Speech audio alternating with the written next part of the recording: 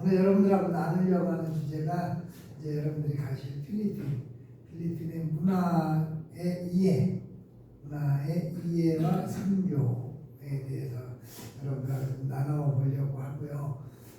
저는 94년도부터 2008년까지 14년 동안 이제 필리핀에서 사역을 했고 2008년부터 이제 지금까지는 이제 한국에 와서 쭉 필리핀 이주노동자 또 결혼 이주자들하고 함께 울고 웃고 이렇게 행복하게 사역을 하고 있는데 따지고 보니까 30년이 지나 딱 31년이 됐더라고요. 31년 동안 한 반은 필리핀에 있었고 필리핀 안에서 바라본 필리핀. 그리고 제가 놀란 거는 나와서 이렇게 사역을 하다 보니까 필리핀에 살면서도 몰랐던 것들을 더 잘 알게 되는 거예요.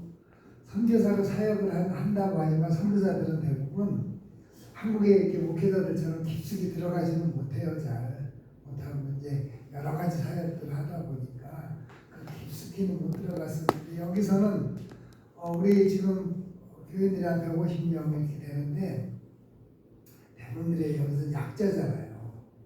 복지의사들도 많고 도움받을 때라고는 교회밖에 없는 거예요. 그러니까 다 드러나는 거예요. 속살들이 다 드러나다 보니까 필리핀에 이런 문화가 있었고 필리핀이 이런 모습으로 살았구나 하는 거를 더욱더 느끼게 지금도 30년이 지났지만 지금도 깜짝깜짝 놀라는 일이 참 많이 있더라고요. 그래서 제가 안에서 봤던 모습 그리고 이제 밖에 나와서 본 모습들에 대해서 그게 일종의 필리핀의 문화가 되겠죠. 문화에 대해서 좀 여러분들한테 아무래도 좀 이해를 하고 들어가시면은 조금 도움이 될까 싶어서 말씀을 드리고, 자 그러면은 우리가 궁극적인 목적은 선교인데 어떻게 선교와 접목을 좀 시킬 것인가 그 부분에 대해서 좀 이야기를 해보려고 합니다.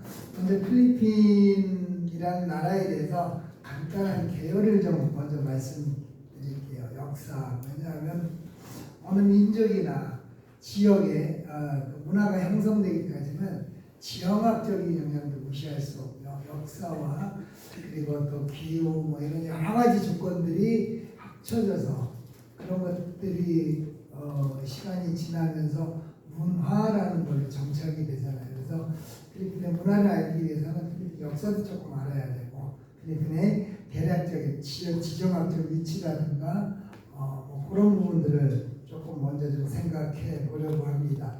필리핀 여러분들 많이 가보셨잖아요. 선교도 가시고 가까우니까 여행으로도 많이 가시고 보라카이나 세부나 보홀이나 이런데 아주 관광지로 유명한 동남아시아 있잖아요. 동남아시아에 있는 섬나라입니다. 예전에는 7,200개라고 했는데 내가 그래서 업데이트된 걸 찾아보니까 섬이 한 7,600개 그 사이에 또 몇백 개가 발견이 됐대요. 그래서 7,600개 정도 섬이 있고요. 사람이 사는 섬은 1,000개가 안 된다고 그래요. 800개, 900개 정도 되고 나머지는 다 무인도. 섬이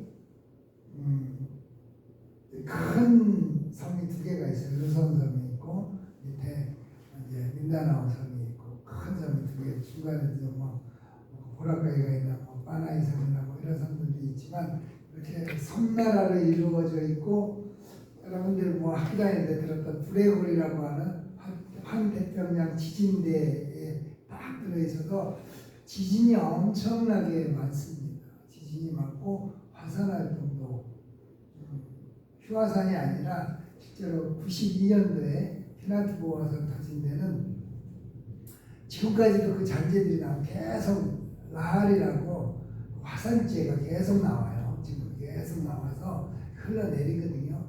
그럼 그거는 물하고 만나면은 그냥 딱딱하게 굳어버려요. 그래서 그 지역이 완전히 황폐화되고 이제 그렇게 되는 화산이 지금도 터지고 뭐 마yon 화산이라는 데 터지고 몇 년 전에는 그 관광지로 유명한 그 따알 화산이라는 데가 있어요. 그 화산 안에 물이 있고 호수가 있고 그 안에도 조그만 분화구가 있는데 거기서 화산이 폭발해가지고 그 지역이 전부 한동안 폐쇄가 되고 계속 화산 활동이 일어나고 지진이 아주 많이 나는 나라예요. 그래서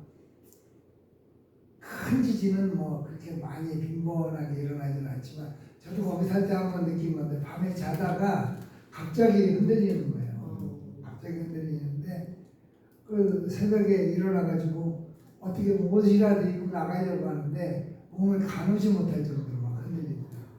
그래서 조그만 아파트 같은 형태인데 막 콘크리트 부서지는 소리, 바사삭바사삭 이런 소리도 막 나고 어떻게 애 안고 애기가 어릴 때니까 애 안고 튀어나와갖고 그냥 밖으로 들어가지도 못하고 차 안에서 한동안 있다. 이제 그런 경험도 있는데 지진도 많고 화산 활동도 많고 어떻게 보면은 필리핀이 굉장히 축복받은 땅인데 열대 지역이기 때문에 거기 맘만 먹으면 저는 3모작도 할 수가 있어요. 근데 보통은 이제 2모작 정도 하고 사탕수수 같은 거, 뭐 바나나 같은 거 그냥 심어만 놓으면은 저절로 알아서 자라는 나라고 제일 좋았던 것은 옷이 많이 필요 없다는 거예요. 한 계절 옷이니까 그냥 한국처럼 뭐 파카부터 해서 뭐쫙 입는 게 아니라 그냥 똑같은 옷 한두 벌만 있으면 1년을 할 수 있는 정말 그런 축복받은 땅이긴 하지만 자연재해가 참 많은 나라다. 특별히 태풍이 주로 어디서 발생을 하냐면은 필리핀의 동남쪽 아니면 동쪽 그쪽에서 발생을 하기 때문에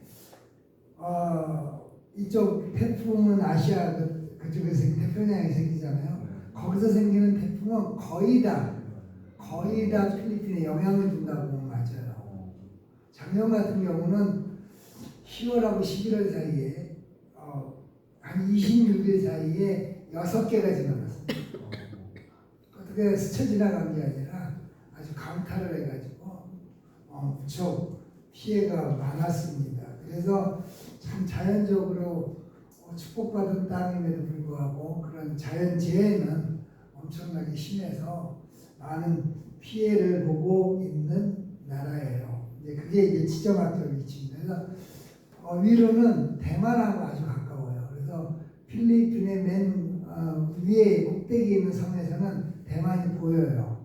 바구는 소리가 들린다고 할 정도로 가깝고 밑으로는 이쪽 서쪽으로는 말레이시아하고 가깝고 밑으로는 보르네오 그리고 인도네시아 쪽으로 딱 중앙에 있는 섬나라입니다.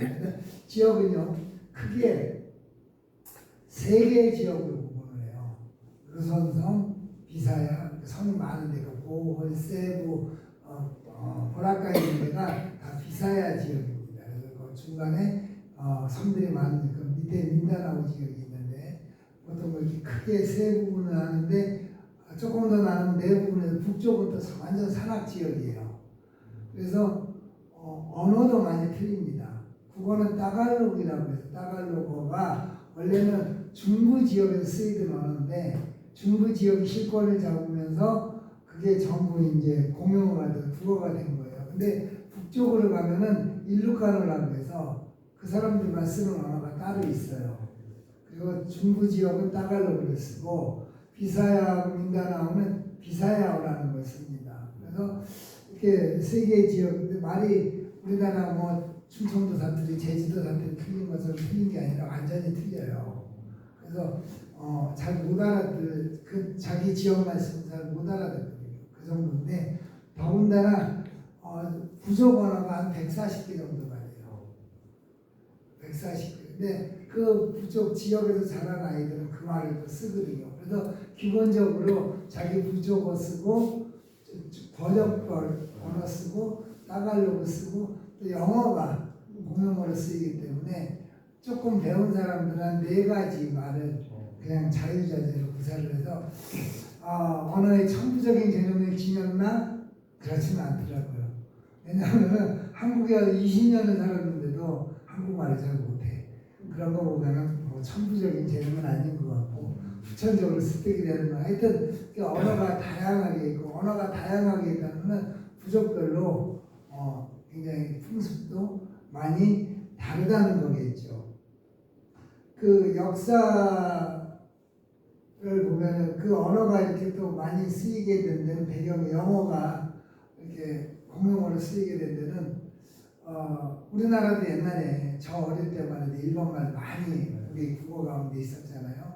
필리핀은 식민지의 역사예요. 필리핀은 15세기까지는 그냥 부족국가 단위로다가 주로 인종이 뭐 말레이 계통, 중국 계통 이런 쪽인데 주로 통일된 왕국이 없이 계속해서 조그만 소규모 왕국으로 있다가 1500년대에 마젤란이 처음 들어와서 발견을 하잖아요. 스페인 사람들이. 그리고 1561년인가 그때부터 통치를 합니다. 333년을 스페인이 통치를 해요. 스페인이. 그러니까 스페인의 영향이 굉장히 많이 남아있죠. 근데 미국하고 스페인하고 전쟁을 합니다. 그래갖고 1800년이었는데 전쟁을 해갖고 미국이 이겨요. 그래가지고 스페인이 필리핀을 미국한테 뺏깁니다. 쿠바도 그때 뺏기고 뭐 이런 식으로 해가지고 미국이 들어와서 2차 세계대전 끝날 때까지 한 80년, 100년 가까이 또 미국이 지배를 해요. 그리고 미국이 물러나고 난 다음부터 이제 공화정이 들어선 거예요. 그리고 또 우리하고 역사가 비슷한 게 마르코스 대통령이 70몇 년도인가 60년, 70몇 년도에 집권을 하면서 80몇 년도까지 독재를 했죠. 굉장히 독재를 했는데 이따 말씀드리겠지만 필리핀 정치는 참 재밌어요. 정말 재밌습니다. 그래서 우리나라 정치도 참 재밌는 것 같은데 필리핀 정치는 정말 재밌어요. 그래서 그런 역사, 식민지의 역사를 갖다 보니 그 식민지의 역사가 문화에 그대로 나타납니다. 문화에 그대로 나타나요. 근데 필리핀 가보면은 그 앙겔레스 지역에 피나투보고 화산이 터졌다고 하는 그 지역에 가면은 키가 작고 얼굴이 까맣고 피부가 까맣고 머리가 곱슬곱슬한 네그로 계통, 그러니까 우리 말로 뭐라 그러니까 네, 흑인 쪽 그쪽 사람들이 살아요. 아직도 산에 살아요. 어떻게 그 사람들이 있을 것인가? 아마도 추정컨대는 예전에 필리핀 섬이 이어져 있을 때 인도차이라고 한다고 이어져 있을 때 저쪽에서 아프리카 쪽에서 건너온 사람이 아닐까. 굉장히 오래전부터 사람이 살았다는 거죠. 그리고 이제 중국 사람들이 많이 들어왔고 성씨를 보면 일본 성을 갖고 있는 사람들도 있어요. 북쪽에는. 뭔가 봤더니 일본 전국 시대 때나 뭐 이럴 때 오키나와하고도 그렇게 멀지 않거든요. 그러니까 그럴 때 권력 다툼에서 패한 사람들이 배를 타고 넘어온 거죠. 그러니까 중국 사람, 뭐 일본 사람, 스페인 사람, 미국 사람, 그러니까 굉장히 혼혈이 많이 됐어요. 뭐 브라질처럼 뭐 백인끼리 결혼했는데 흑인이 나서 그 정도는 아니지만 아주 다양하게 혼혈이 돼 있고 혼혈이라는 거에 대해 부끄러워하지 않아요. 얘기를 하다 보면은 자기 얘기해. 나는 25% 플러스로 얘기해. 나는 25% 스페인계다. 나는 뭐 12.5% 반반반반 나눠가지고 12.5% 일본계다. 뭐 이렇게 이야기하고 이런 식으로 혼혈을 이게 뭐 부끄러운 것도 아니고 그냥 자연스럽게 그렇게 받아들여지는 나라입니다. 그래서 문화를 보면은 아시아권이잖아요. 아시아권이기 때문에 그리고 또 중국 영향을 많이 받았기 때문에 기본적으로는 동양권, 아시아권 문화가 굉장히 강해요. 그런데 거기에 스페인이 아주 오랫동안 지배를 했기 때문에 석구 문화가 들어와 있죠. 굉장히 보수적이면서 굉장히 또 개방적인 그런 나라예요. 신앙도 토테미즘 같은 우리나라 그 동양권의 전통적인 그런 뭐 정령 숭배 신앙이라든가 그런 것도 있고요. 무당도 있고요. 뭐 그런 것도 있으면서 또 가톨릭의 영향, 그러니까 짬뽕이 된 거예요. 아주 혼합이 된 문화를 가지고 있고 가장 큰 문제는 이 스페인 사람들이 통치를 하면서 스페인 사람들이 와서 통치를 했지만 통치를 하기 위해서 몇몇 유럽 가문들을 세워놨단 말이에요. 그때부터. 그 필리핀에는 한 5%의 사람들이 5%의 가문이 필리핀 부의 한 90% 정도를 가지고 있어요. 실제로. 그리고 나머지 95%의 사람들이 10% 정도의 부를 가지고 있는 겁니다. 어느 정도냐면은 그 딸락 지역 같은 데는 사탕수수가 굉장히 넓거든요. 거기는 코우앙코라는 가문인데 코리 아키노 대통령 아키노 남편 죽고 나중에 자기가 대통령 됐고 아들도 대통령이 되잖아요. 아키노 가문 코리 가문인데 땅이 얼마나 넓으냐면은 그냥 끝이 안 보이니까 이건 헬리콥터 타고 가서 봐야 돼. 여기서부터 저기까지 뭐 이런 식의 땅들을 가지고 있는 대지주들이 엄청나게 많은데 그 사람들이 경제권과 정치 권력도 다 가지고 있는 겁니다. 그러면서 이 스페인이 들어오면서 잘한 것도 많았지만 정말 잘못한 것도 많았고 그 중에 포교를 하잖아요. 스페인 사람들은 어디가 정복을 하면은 스페인 사람들은 아들을 낳으면 첫째 아들은 신부를 시키고 둘째 아들은 군인을 시키고 셋째 아들은 정치가를 시킨다 그래요. 그게 뭐냐면은 종교가 그만큼 정치하고 밀접한 연관을 가지고 영향력을 행사했다는 거죠. 그 부가 이렇게 많아지고 부익부 빈익빈이 심해지는 데는 이 스페인 사람들이 심어놓은 통치 전략이 있어요. 너희들이 잘 살고 너희들이 못 사는 건 다 신의 뜻이다. 하나님의 뜻이다. 운명론을 심어놓은 거예요. 그래서 막 신분 상승을 위해서 발버둥을 치거나 이런 욕구가 별로 없어요. 그냥 타고난 대로 사는 거야. 타고난 대로. 그래서 필리핀에 이제 깜데도 가보셨지만 가보면은 잘 사는 사람들 동네가 있고 바로 그 옆에 빈민가가 있어요. 따로 구별이 되지 않고 혼재가 돼 있어요. 마닐라에 그냥 뭐 몇십 층짜리 빌딩이 질비하게 들어섰지만 한 골목 들어가면 거긴 또 슬럼하고 빈민가입니다. 같이 그냥 그렇게 살아요. 근데 그 사람들이 막 부자들 욕하고 또 그렇지도 않고 부자들도 그 사람들 막 또 멸시하거나 속으로는 어떨지 몰라도 겉으로는 또 그렇지도 않아요.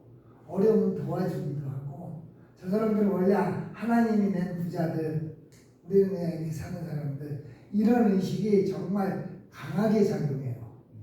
그래서 필리핀이 정말 변하기가 힘든 것 같아요. 그런 모습들이.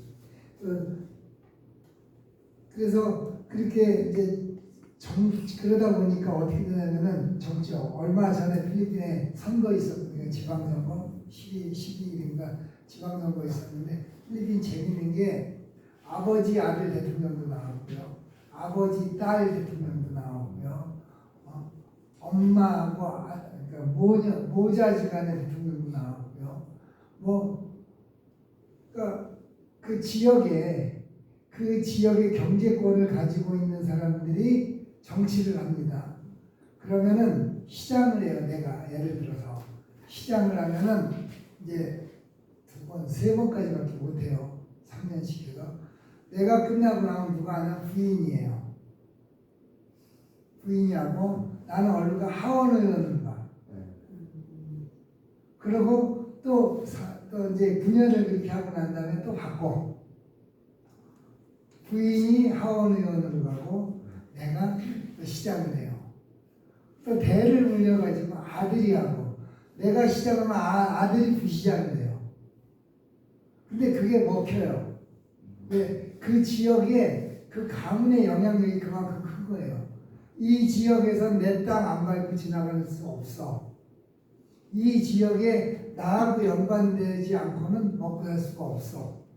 그런 것이 형성되어 있기 때문에 그냥 거기서 떨어지는 거 먹으면서 그 사람들을 계속 지지해요. 이번에 어떤 일이 있었냐면은 그 전임 대통령 두테르테 대통령이라고 민다나오 출신이에요. 그분이 다바오 지역 민다나오의 다바오 시장을 부인하고 번갈아가 면서 많이 22년 했어요. 그 다음에 딸이 하고 지금 뭐 아들이 하고 자기 대통령 되면서는 딸이 하고 대통령 물러나고 나서는 딸이 부통령이 되고 막 이랬는데 그 통치하는 기간에 마약과의 전쟁을 한다고 하면서 마약을 소지하고 있는데 용의자인데 저항을 하거나 도망을 하면 그냥 그 자리에서 쏴 죽이라고 했어요. 경찰들한테. 그래서 엄청나게 많이 죽였어요. 실제로. 뭐 다 조사를 해서 죽인 게 아니라 그냥 현장에서. 그러니까 엄청나게 많은 사람들이 죽었는데 억울한 사람들도 많겠죠. 근데 반면에 또 거기에 박수치고 좋아하는 사람들이 엄청 많았어요. 인기가 굉장히 좋았어요. 필리핀은 6년 단임이에요, 대통령이. 더 이상 못하니까 이제 물러났단 말이에요. 물러났는데 원래는 그러고 그 다음 대통령 된 사람이 옛날 마르코스의 아들이 된 거예요. 마르코스 가문은 북쪽에서 또 대단해요. 그 부인 이멜다 들어보셨죠? 이멜다 뭐 옛날에 부두 어쩌고 그래갖고 지금도 하원 의원이에요. 90이 넘었는데. 아직도요? 아직도요. 와. 그 딸은 그쪽 주지사고 또 다른 아들은 상원 의원이고 그 지역에서 밀어서 그냥 되는 거예요. 아직까지도 그게 영향. 근데 그 아들이 이번에 지난번에 마르코스가 나와 대통령을 하다 보니 북쪽 지역만 갖고는 안 되니까 그 두테르테 딸 사라라고 그분하고 이제 손을 잡은 거예요. 내가 대통령, 너 부통령, 다음에 너 대통령에 이렇게 해서 압도적으로 당선이 됐는데 이제 되고 난 다음에 이제 문제가 많이 생겼겠죠.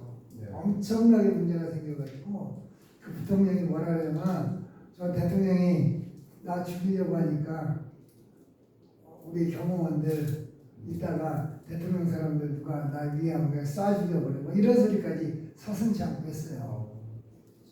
그 두 가문이 이제 팽팽하게 대립을 했는데 두테르테가 국제사법재판소에 제소가 됐었거든요. 옛날에 마약 범죄 쏴주는 것 때문에. 근데 보호를 해줬단 말이에요. 그동안은 체포를 못하게 보호를 해줬는데 몇 달 전에 그걸 딱 풀어버렸어요.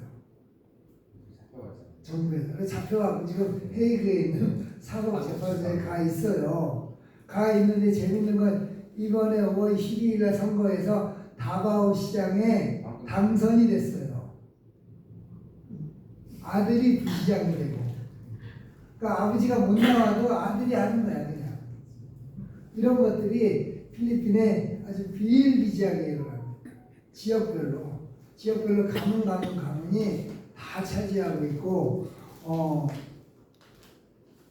필리핀 사람들은 거기에 대해서 반감이 크게 없어요.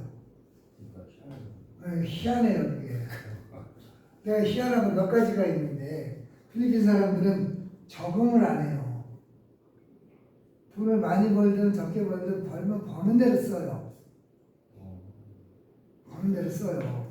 부자들은 안 그렇겠지만 이 서민들은 버는 대로 쓰는데 그게 이제 두 가지 이유가 있더라고요. 한 가지는 식민지 생활을 오래 하면서 자기가 쌀이고 뭐 그렇게 모아놓은 거는 다 뺏기더라는 거예요. 가지고 있을 필요가 없다. 오늘 그냥 다 써야 된다. 그런 생각을 가지고 있고 또 하나는 이 필리핀 사람들이 굉장히 뭐라고 해야 되나 가족들에 대한 유대가 굉장히 강해요. 나만 잘 먹고 잘 살지 않아요. 사돈의 8촌까지 다 거둬요. 그러다 그쪽에도 아낌없이 다 퍼주는 거예요. 다 아낌없이.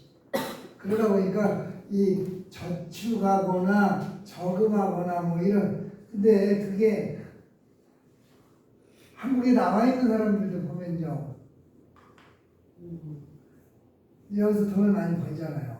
그럼 저금을 좀 했으면 좋겠는데 이분들 다른 건 별로 안 하는데 물론 돈을 보내요.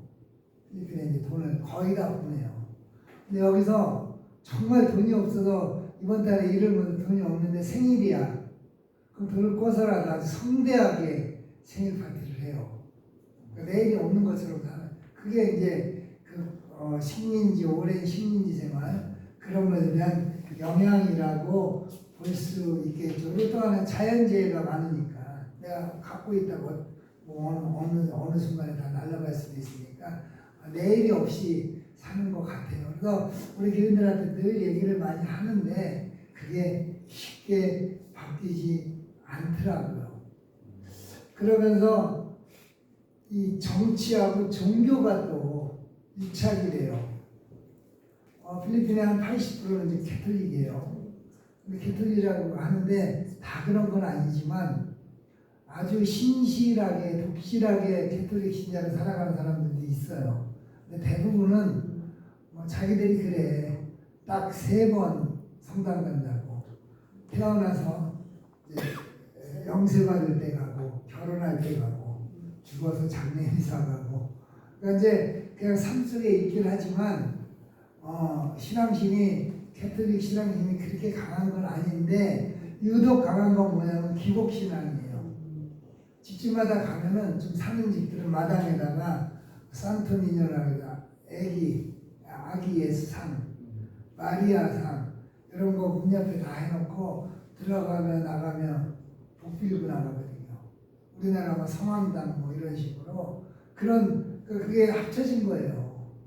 가톨릭이 이 동양의 아시아의 그 기복신앙하고 합쳐져서 기복 가톨릭이 돼가지고 아주 변질이 됐는데 가톨릭이 한 80% 정도 되고 그 다음에 개신교가 한 10% 정도 돼요. 10% 정도 되고 인구가 한 1억 2천 되거든요.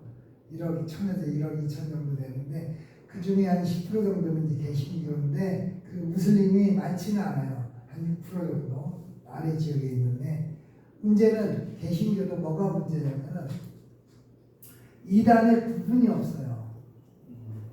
그냥 교회라고 쓰면 다 개신교고 처치라고 하면 다 개신교고 뭐 몰몬교, 여호와의 증인 뭐 특히 아주 무서운 게 뭐가 있냐면은 이글레시아니 크리스토라는 게 있어요.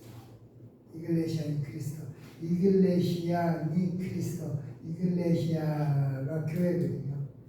하나님의 교회, 주님의 교회. 우리나라 통일교 같은 거예요. 그 교주가 뭐 신부도 했다가 개신교 목사도 했다가 자기가 이제 교주가 됐는데 전제 가서 보시면은 거의 비슷한 건물, 교회 건물, 성당 건물들은 화려하고 좋아요. 그리고 또 오래된 데는 고풍스럽고, 근데 개신교 교회 건물들은 그렇게 뭐 좋은 것들이 없어요, 사실은. 근데 교회 형태로다가 똑같은 모양, 비슷한 모양을 아주 잘 지은 것들, 크고 화려한 것들이 아주 곳곳에 깔려 있는 게 있어요. 그게 이글레시아니 크리스토예요. 인구의 한 2.5% 정도 된다고 하는데 중앙 집권 통제를 해요. 이 사람들은 그래가지고 가톨릭처럼 각 지역의 그 이제 담당자들한테 설교 같은 것도 다 내려보내서 그것대로 하고 교인들을 뭐 10호 담당자 뭐 그런 식으로 다 통제를 해요. 교회 출석하는 거 다 체크하고 안 나오면 페널티 주고 잘 나오면 직장을 알선해주고 직장 알선해준 대신에 11조 하게 하고 이렇게 선순환을 만드는데 이 사람들이 돈을 어떻게 만드느냐 정치권하고 이제 결탁이 된단 말이에요. 그래가지고 필리핀의 상원의원 같은 경우는 24명인데 6년 임기예요. 근데 3년에 12명씩 하고 근데 전국 투표예요. 전국구로 하기 때문에 전국에서 표를 받아야 상원의원이 된단 말이에요. 근데 이 이글레시아니 크리스토하고 정치권하고 결탁을 해서 딱 어디하고 해서 돈을 딱 받으면은 리스트를 만들어서 전국에 있는 이글레시아니 크리스토를 다 뿌려요. 그러면은 이제 발표를 해요. 이번에 누구 해서 뽑아라. 그 표가 그대로 다 나오면 되는 거예요. 몇백만 표가 나오면. 그러니까 돈을 주죠. 그럼 그 돈을 받아가지고 그걸 가지고 사업을 하고 뭐라도 일자리를 만들어서 교인들한테 취업을 시키고 그걸 매개로 해서 꼼짝 못하게 붙잡아 놓는 거예요. 우리 교회에도 이글레이션 그리스도 몇 명이 있어요. 몇 명이 있는데 그 사람들은 다른 사람들보다는 뭐라 그래요? 교회 생활 이런 걸 잘해요. 믿지는 않아. 근데 어떤 뭐랄까 뭐 도덕성이라든가 이런 거는 일반 기독교인들보다 뛰어나요. 훈련을 그렇게 받은 거야. 그리고 한국에도 몇 군데 들어와 있어요. 이글레시아 그리스도가 광주에도 있고 어디니까 그러니까 거기서 다른 데를 못 가게 해요. 못 나가게 해요. 근데 조금 멀고 우리는 가깝고 도움을 우리한테 받아야 되니까 10번 우리 교회 오면은 한 번은 또 거기 가서 체크를 해야 되죠. 이해해달라는 건데 그런 종교하고 정치가 그렇게 아주 맞물려지는 그런 모습들이 굉장히 심하다는 거죠. 그리고 이 스페인이 들어와서 가톨릭을 전파를 시키면서 아주 강력하게 시행한 게 이혼 금지하고 낙태 금지예요. 뭐 가톨릭은 원래 그렇잖아요. 이혼 못하게 하고 낙태를 못하게 하니까 어떤 문제가 생기냐면은 낙태는 그렇다고 해도 이혼을 못하게 해요. 지금도 법적으로는 할 수 있어요. 근데 이혼을 하려고 하면은 정식 재판을 해가지고 이혼을 해야 되거든요. 비용이 어마어마하게 들어요. 허가가 안 돼요. 그러니까 어떤 문제가 생기냐면은 살다가 마음에 안 들면은 그냥 헤어져요. 그냥 혼인신고 했어도 그냥 갈라져요. 갈라지고 그냥 딴 사람하고 또 살아. 딴 사람하고 살고 너도 딴 사람하고 살고. 그러니까 법적으로 정리가 안 된 채 그냥 그렇게 사는 것이 너무 만연한 거예요. 그러다 보니 아까 제가 그랬잖아요. 정서적으로는 이 동양권인데 너무 또 개방된 것도 많고 성적으로는 보수적인 것 같은데 굉장히 개방이 돼 있어요. 그리고 필리핀 집 구조가 애들이 어려서부터 개방적일 수밖에 없어요. 집이 보통 집들이 어떻게 짓냐면은 돈이 딱 있어갖고 돈을 뭐 옛날에는 나무로 짓고 그랬지만 이제 벽돌로 짓다고 해도 블록으로 짓다고 해도 돈 생기는 대로 짓는 거예요. 뭐 추워서 얼어 죽을 일 없고 뭐 비만 피하면 되니까 돈이 요만큼 있으면 벽돌로다가 쭉 아니 벽을 쌓아요. 구역을 나눠. 또 돈 생기면 지붕하고 또 돈 생기면 창문하고 제일 마지막에 하는 게 문짝이에요. 문짝하고 이제 뭐 이런 거 문은 어떻게 그냥 커튼으로 이렇게 해놓고 한 집안에 이제 우리 아버지 산다고 또 애들이 예전에는 학교가 12년제가 아니라 10년제였어요. 그래갖고 중고등학교가 4년이었거든요. 16, 17이면은 성인 취급을 받은 거예요. 그때부터 아이들이 자유롭게 뭐 결혼도 하고 막 이러다 보니까 아이들을 굉장히 일찍 낳는데 낙태 금지도 있고 원래 때 애들을 되게 좋아해요. 그러니까 애가 생기면은 이거는 누구하고 상관없어. 아빠가 누구도 상관없이 애를 낳아요. 애를 낳고 내가 못 키우면 옆에서 키워주고 누가 키우면 다 키워줘요. 자 그러다 보니까 어떤 문제가 생기냐면은 우리 눈으로는 정말 이해가 안 되는 일들이 많이 일어나는 거예요. 실제로 우리 교회에서.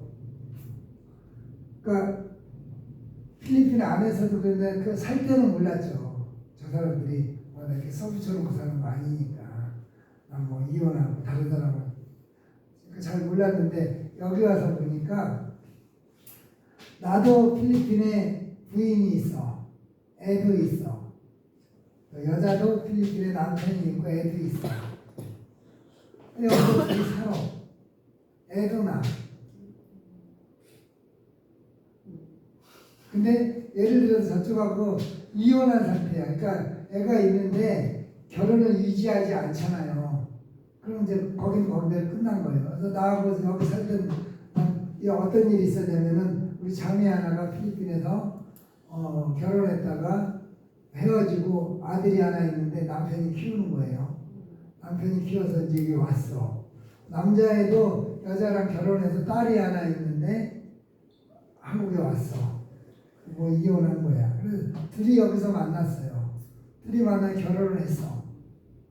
그래갖고 애를 낳았어요. 근데 여기 키울 수가 없으니까 애를 보냈어. 누구한테 보냈냐면은 엄마한테, 저기 친정 엄마한테 보냈어요. 내가 세례줘서 보냈는데 벌써 애가 막 컸더라고. 내가 보냈어. 근데 둘이 살다가 이 남자가 잡혀갔어요. 불법체로 잡혀갔어.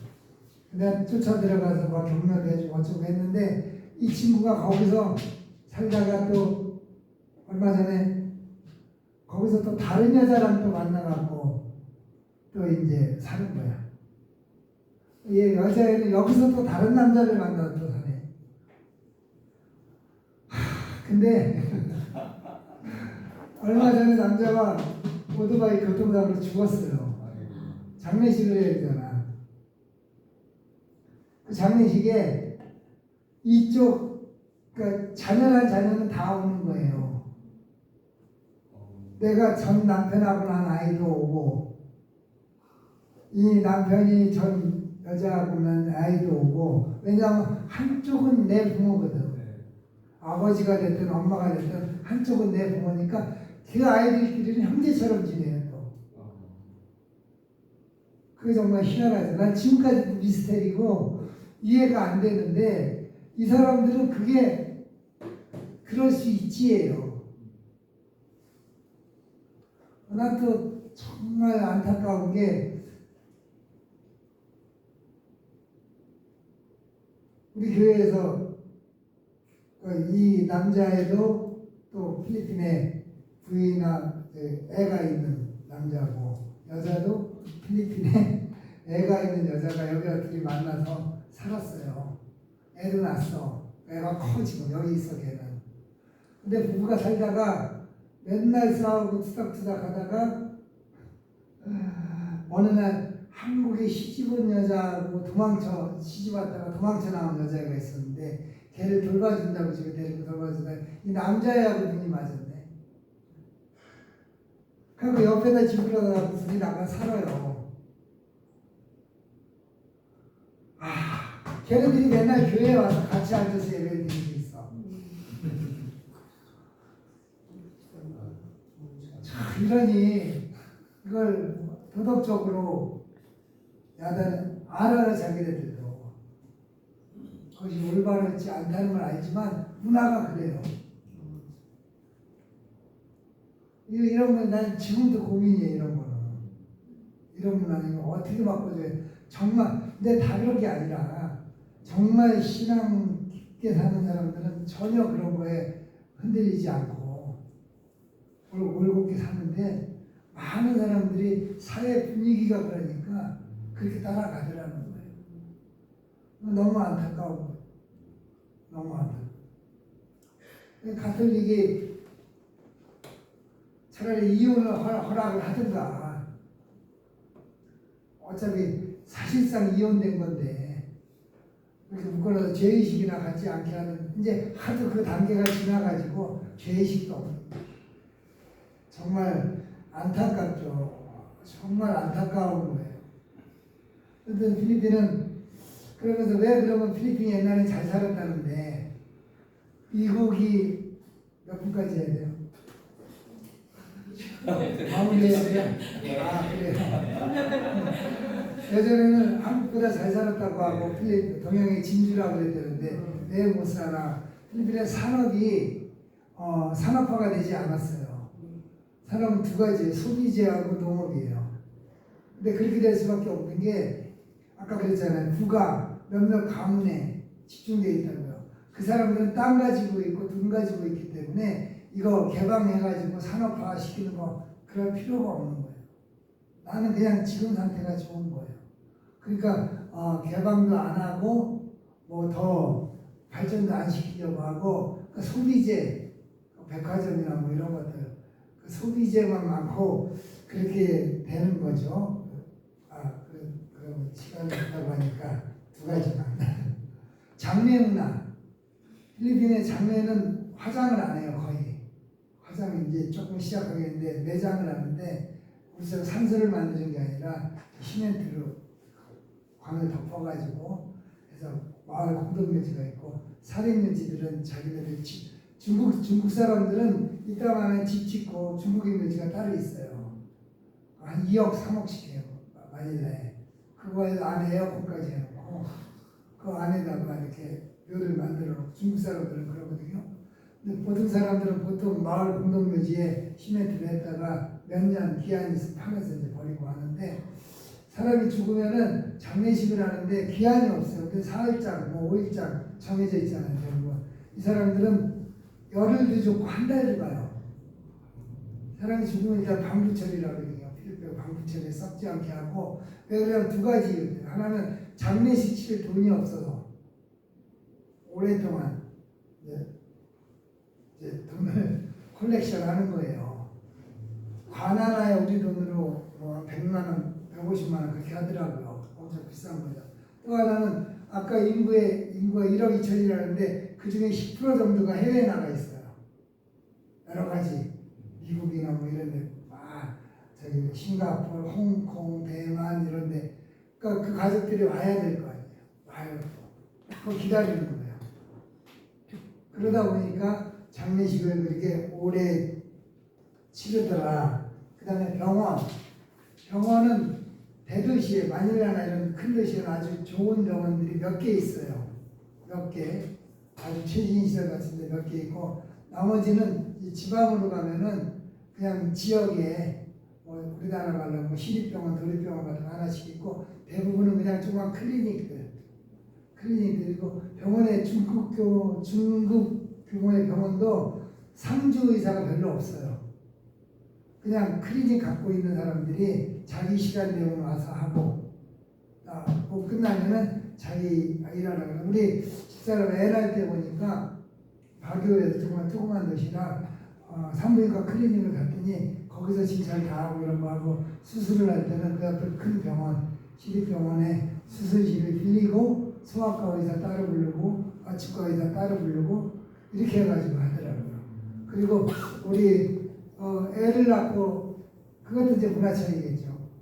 몸조리를 해야 되는데 애 딱 낳고 나서 방에 들어가니까 에어컨을 시원하게 틀고 아침에 뭐가 나오나 봤더니 커피하고 빵이 나오고 이제 그런 것들이 어떻게 보면 문화차이라고 할 수 있겠죠. 그래서 이제 가장 중요한 거 그냥 한 가지만 얘기를 마칠게요.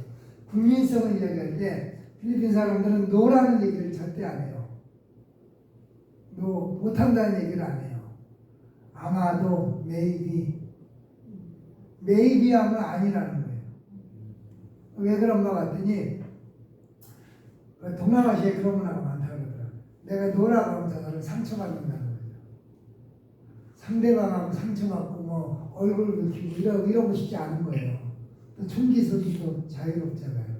그러니까 싸움나 이런 아예 안 하는 거예요. 그래서 어떤 얘기가 있냐면은 직장에서 내가 상사한테 부당하게 야단을 맞거나 부당한 처우를 받아서 야단을 맞으면 일본 사람들은 내가 잘못 안 했어도 내가 잘못했습니다 수긍을 한다는 거예요. 한국 사람들은 그 앞에서 잘못했습니다로 뒤에 가고 신나게 까고 욕한다는 거죠. 미국 사람들은 내가 부당한 게 왜 그런지 조목조목 따진다는 거예요. 필리핀 사람들은 거기서 아무 말 않고 돌아가가지고 필리핀에 볼로라는 칼이 있어요. 정글 다닐 때 이렇게 쓴 칼. 그거 갖고 뒤에서 그냥 쳐 죽인다는 거예요. 필리핀 사람들. 그러니까 부끄러움을 많이 타고 남한테 나도 너 부끄럽게 안 할 테니까 나 부끄럽게 하지 마라. 그런 게 강하다는 거죠. 그래서 할 얘기는 많은데 마지막으로 이제 선교지로서의 필리핀. 그러면은 왜 필리핀에 이렇게 우리가 필리핀에 선교사들이 굉장히 많아요. 여러 가지 이유로 많은데 왜 우리가 필리핀 선교를 해야 되고 왜 이분들에게 다가가야 될까? 제가 그랬잖아요. 1억 2천만 명 중에 한 1,200만 명 정도가 해외에 나가 살아요.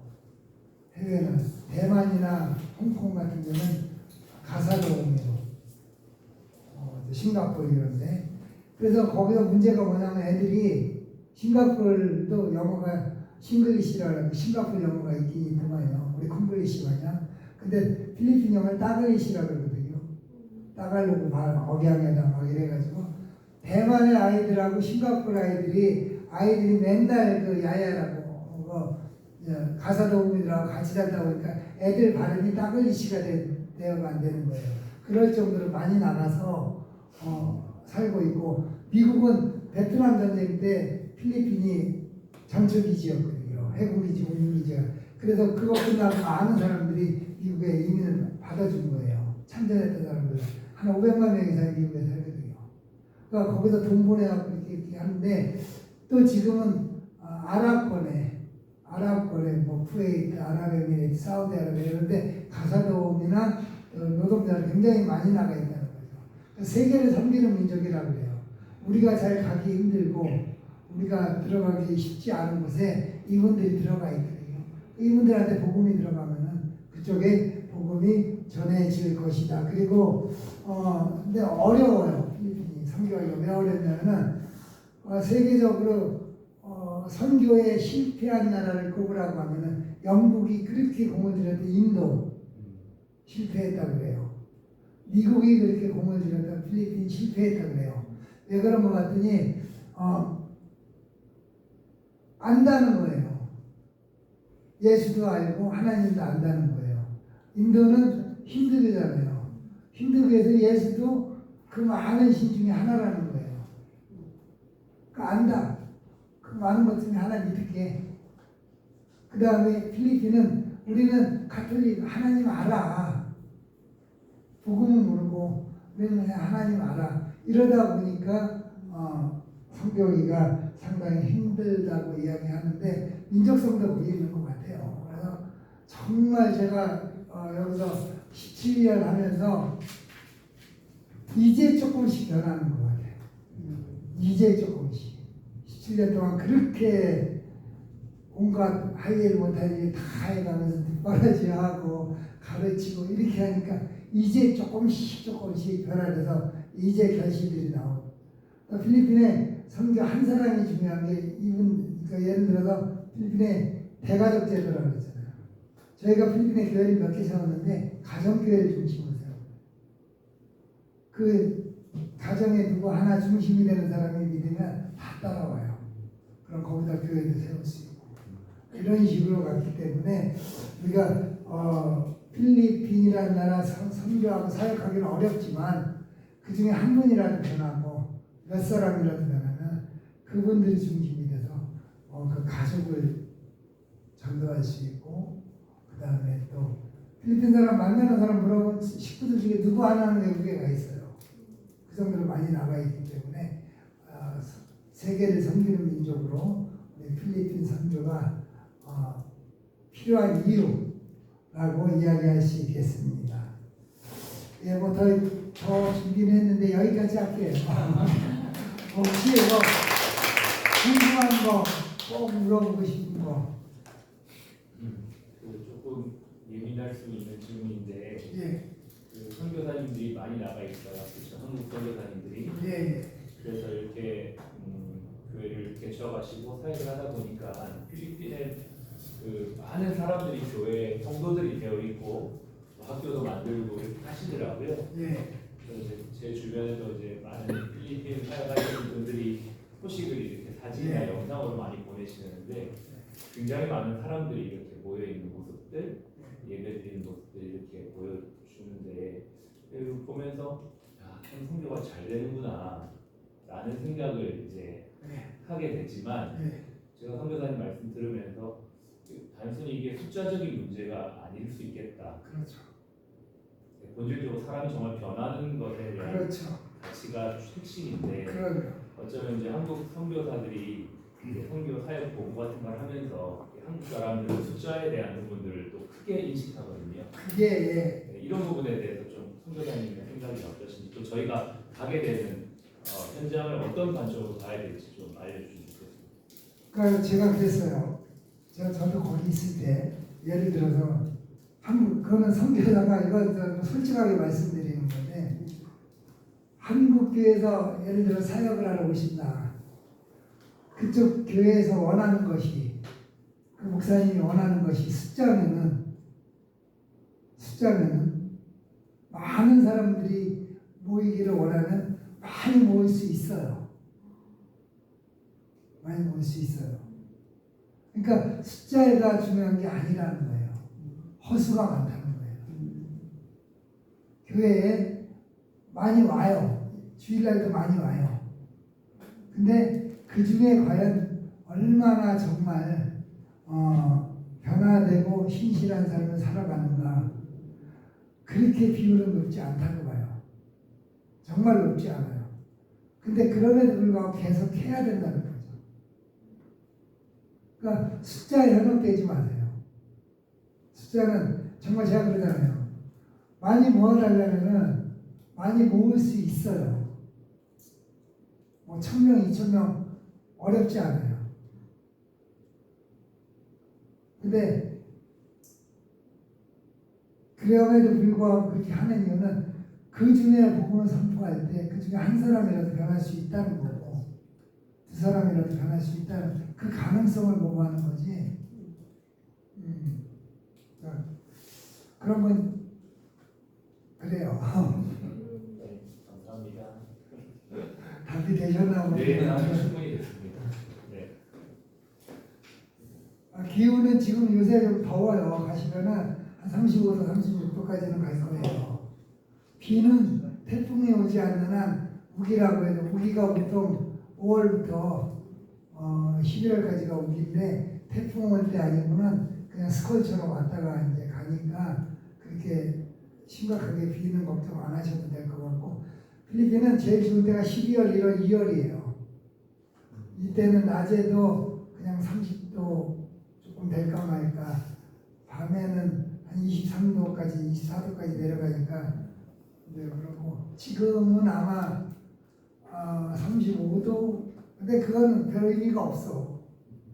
35도, 36도는 그냥 그 정도 넘어가면 다 더운 거니까.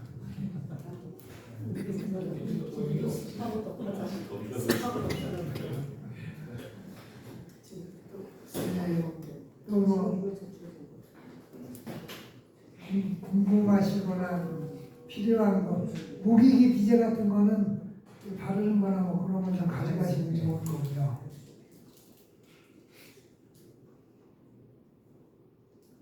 뭐 원장님 벌써 몇 번 다녀오셔서 필리핀은. 오래됐네. 네.